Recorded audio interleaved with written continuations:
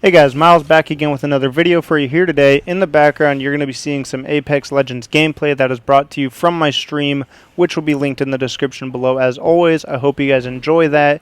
But the discussion of today's video is actually non-Apex related. I actually want to talk to you guys about the future of Call of Duty, the new Call of Duty that's coming out, and the year that we can sort of expect from Modern Warfare and the Call of Duty franchise going forward.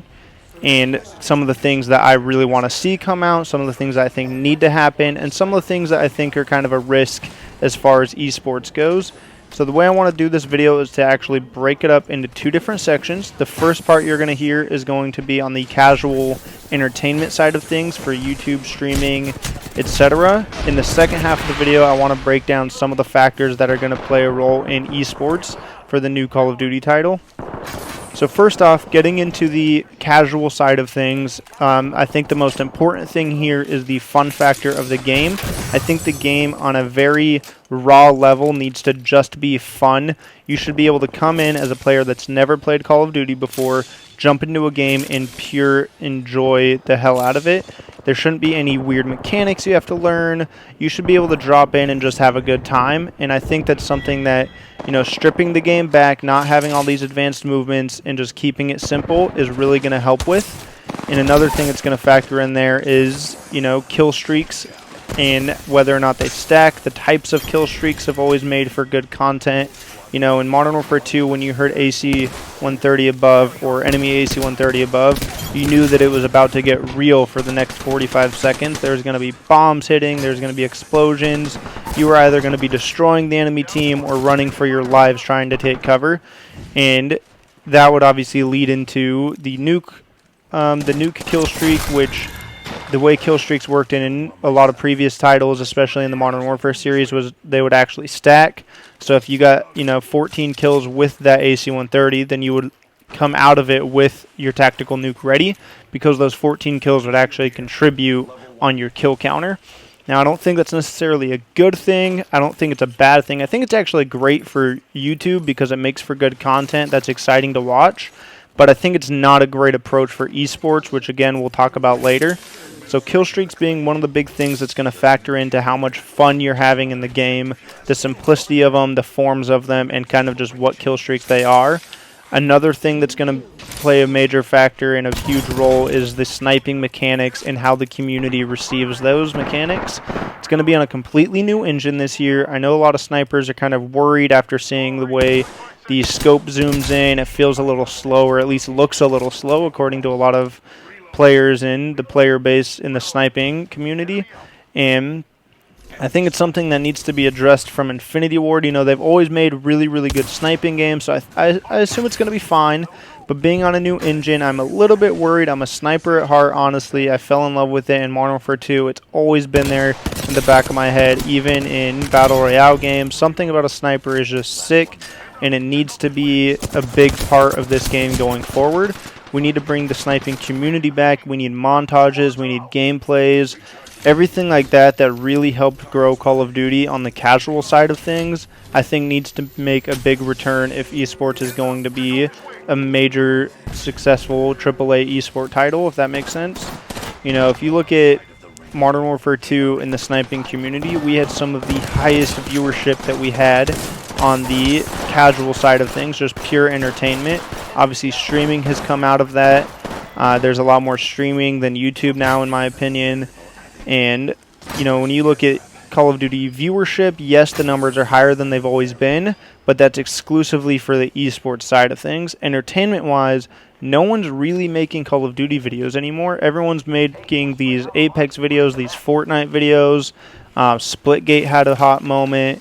There's just all these other fun games, and I think that's why Call of Duty needs to make sure that their title is fun, and people that are, maybe they're not competitors, but maybe they just like playing video games and making content.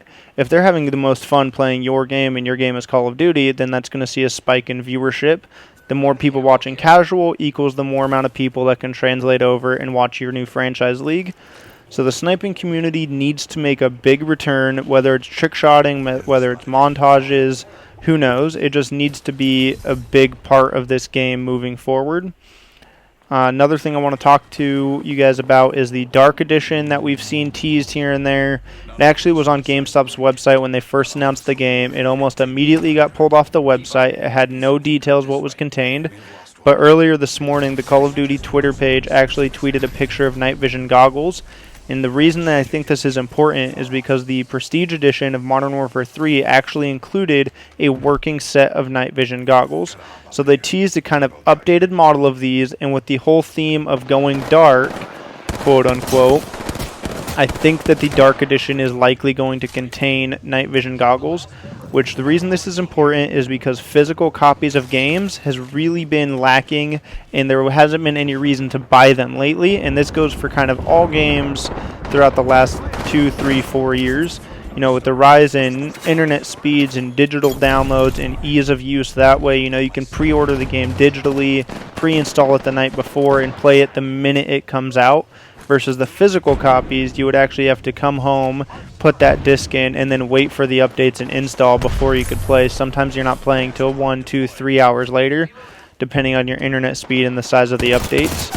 So the Dark Edition, you know, bringing some sort of hype, something that really makes it worth it to go to these midnight releases or to buy a physical copy of a game, is something that I don't think is necessarily super important, but it's something that's really cool that you haven't seen done well in the last few years from any developer, really. You know, there's another thing that was introduced to Black Ops 4, which was manual healing. Is that going to return? I'm not sure. Is it a good thing? I think ultimately yes. I think Black Ops 4's health was just a little too high and Stim Shot was a little too fast. But manual healing is an element that really adds a level of decision making to the game, makes it a little bit more complex. You know, do you push out while you're both still weak and catch him healing, or do you both fall back and you heal and then you guys just re-engage? There's so many ways it can play out, and you know, again, I think the biggest problem with Black Ops 4 is that the Stim Shot's a little too fast and the health's a little too high, and the fact that you can just keep juicing yourself to 150 within a couple of seconds is a little too crazy. So it's something that ultimately I think I would like to see return, just in a little bit more of a refined manner, if that makes sense. Now, the last thing I want to mention on the casual side of things is actually going to be Modern Warfare 2 Remastered, and how badly I want this to be a thing, but how worried I am it won't be, because it just doesn't make sense for Call of Duty to bring out a remastered edition going forward with esports. Now, what do I mean by that? Well, if you look at Infinite Warfare, and when that game released alongside with Modern Warfare Remastered, it really split the community, and half the player base was playing the new game, and the older player base that was familiar with the previous games was all playing Modern Warfare Remastered. Now, why is this a problem? Because if you split the community, then you have less players that are actively playing your current game and not the remaster. And if you don't have as many players playing that, and you're really trying to break out a new franchised esports league, then you need players to play your main game so that they can hopefully transition into competitors to increase the longevity of the title. Obviously, Call of Duty in esports is always going to have a place, but you just want that to be growing at all times. So by splitting the player base, it's kind of a really high risk. And really moving, I guess that brings us into the second part of the video, which is esports and things that have to kind of go right and the risks that Call of Duty is taking by doing this. So first and foremost, you know, the game is going to be franchised. We know this now. They've officially announced the home and away format is what they're launching with. You know, they're going to be on a new engine that they haven't had. They've never played on this engine before. They've been on the same kind of engine, I think, for 13 years now. So being a new engine and a new franchise, that's already two big risks that you're going to be going into franchising with. You're playing on a new engine. You're splitting the player base with Modern Warfare 2 Remastered, if it happens.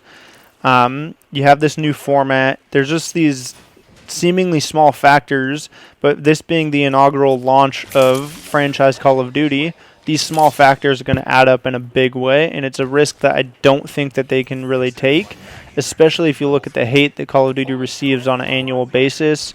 The player base, you know, we're always saying Call of Duty's dying, Call of Duty's dying. The viewership's higher than ever, but only for esports. And again, for that viewership to maintain and for esports to grow, you need players playing your main game to translate over into competitive players and competitors, spectators even. So it's not a risk. I think it doesn't make sense as much as I would love it.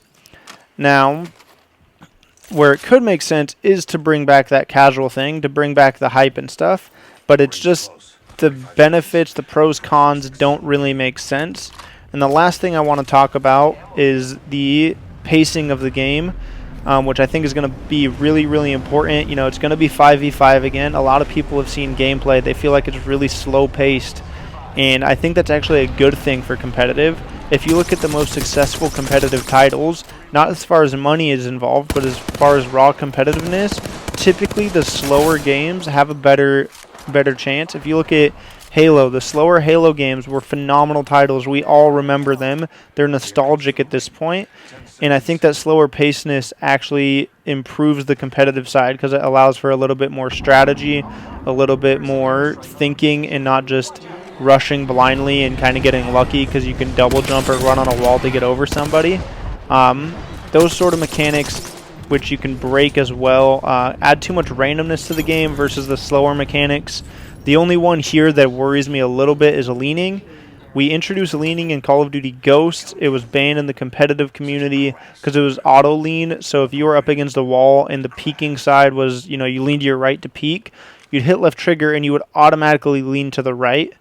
Doesn't seem like that much of a problem, but if you look at games that execute leaning well, it's always manual leaning. Rainbow Six Siege and PUBG are the first two that come to my mind. You know, you aim down sides, you can choose, do you want to lean left or do you want to lean right?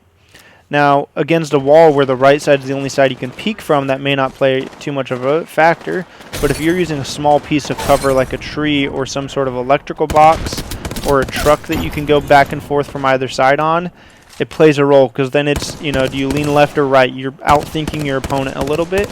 So the leaning mechanic is a little bit tricky, but you can't really break it the same way you can break double jumping and sliding. If you look at the G slide in Black Ops 3, you could break the sliding and jumping mechanics in a way that would allow you to move across the map at incredible rates that were fairly random. You know, if you look at previous Call of Duty's Capture the Flag, for example, you would know the fastest route to get from point A to point B, that being from your flag to the enemy flag, would say be 13 seconds, I think. I think that was on Standoff, Black Ops 2. 13 seconds or so to return the flag is the fastest that could happen. If you introduce these weird sliding and jumping mechanics, all of a sudden that could be 6 seconds, 7 seconds. And if the player you're playing against, maybe they mess up the slide, and then it just gets really random and wonky. But I think that's going to do it for the video. Let me know what you guys think, what your opinions are, if you guys have seen any gameplay. Let me know if you guys agree or disagree with any of the points I've made. Do you guys prefer the slower paced game for the strategy, or do you guys prefer the craziness that is Black Ops 3, Black Ops 4 with those sliding mechanics that just allow you to get around the map so fast? Are you guys excited for the sniping community to come back? Do you guys prefer the esports side of things? Just let me know your guys' thoughts on Call of Duty in the video overall. I hope you guys enjoyed. Thanks for watching the gameplay. Feel free to check out the Twitch stream. I try to get on a more consistent basis right now with schedules in my overlays. Again, that's going to be linked below, so just drop in the stream, say what's up. Give me your thoughts and feedback on the video, things I can improve on, whatnot. Don't forget to like, comment, and subscribe. If you guys really want to know when I'm going live or if I have a new upload coming out, then feel free to hit the little bell so you can get your notifications every time I go live. But for now, I hope you guys just enjoy the rest of your day. I'm out.